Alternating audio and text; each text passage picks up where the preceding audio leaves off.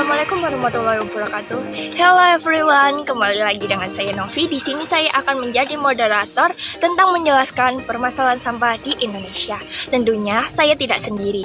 Di sini saya dengan 3 rekan saya, yaitu Pradipta Ramadan sebagai editor, Muhammad Sarul Abidin sebagai editor, dan Putri Astani Nadia sebagai resum materi. What will be discussed? Pengertian, kasus, and solusi. Oke teman-teman, pertama kali saya akan menjelaskan let's talk about sampah. Sampah, menurut World Health Organization, sampah merupakan suatu materi yang tidak digunakan, tidak terpakai, tidak disenangi, atau sesuatu yang telah dibuang yang berasal dari kegiatan manusia. Menurut Undang-Undang Republik Indonesia Nomor 18 Tahun 2008, sampah adalah sisa kegiatan sehari-hari manusia dan atau proses alam yang berbentuk padat. Sebenarnya komposisi sampah di Indonesia apa aja sih? Ya, grafik komposisi sampah berdasarkan jenis sampah. Ada kain, plastik, kertas, kayu, sisa makanan, dan lain-lainnya.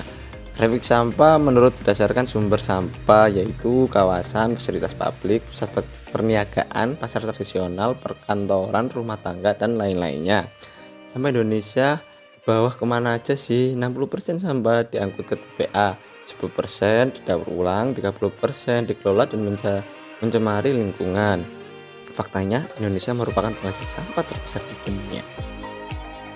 Nah, ada fakta menarik lagi nih tentang sampah di Indonesia.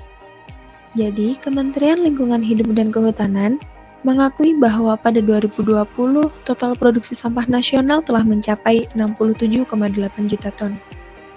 Yang artinya, ada sekitar 190 ton sampah yang dihasilkan oleh 270 juta penduduk. Atau kalau dihitung-hitung, setiap penduduk memproduksi sekitar 0,68 kg sampah perharinya. Banyak banget ya teman-teman. Jadi teman-teman, Indonesia punya beberapa kasus tentang penumpukan sampah. Kalau kita lihat dari 2 artikel ini, udah kelihatan kan seberapa banyak sampah yang ada di Indonesia.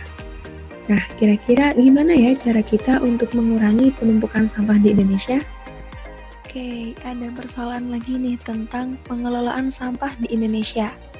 Jadi, sebagian besar sampah yang ada di Indonesia itu bermuara di tempat pembuangan akhir atau TPA.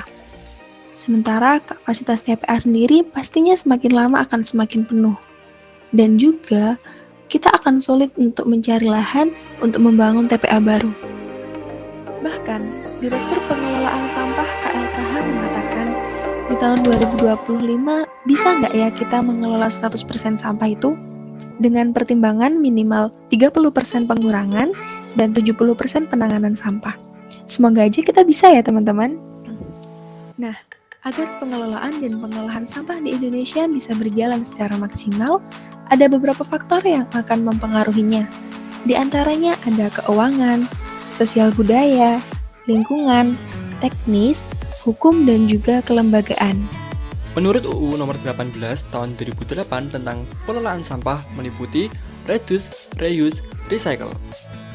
Yang pertama adalah reduce. Reduce sendiri memiliki arti yakni mengurangi sampah. Contoh penerapan reduce dalam kehidupan sehari-hari adalah dengan mengurangi penggunaan tas kresek yang terbuat dari plastik, menggantinya dengan tas yang berbentuk dari kain, contohnya seperti tote bag. Langkah yang kedua adalah reuse. Reuse berarti menggunakan kembali. Tahap ini mengajak untuk menggunakan kembali produk yang sudah tidak terpakai. Contoh penerapan reuse dalam kehidupan sehari-hari adalah dengan memanfaatkan botol bekas air mineral dengan memanfaatkannya sebagai pot tanaman. Yang terakhir adalah recycle. Recycle berarti mendaur ulang. Mendaur ulang barang yang sudah tidak terpakai menjadi sebuah kerajinan yang selain memiliki nilai estetika juga memiliki nilai fungsi, bahkan bisa memiliki nilai jual yang tinggi. Contoh penerapannya yakni dengan memanfaatkan limbah plastik dengan mengubahnya sebagai bentuk tas yang dapat digunakan dalam kehidupan sehari-hari. Sekian video solusi dan permasalahan sampah yang ada di Indonesia. Terima kasih sudah menonton video ini sampai akhir dan semoga videonya dapat bermanfaat. Bye bye teman-teman.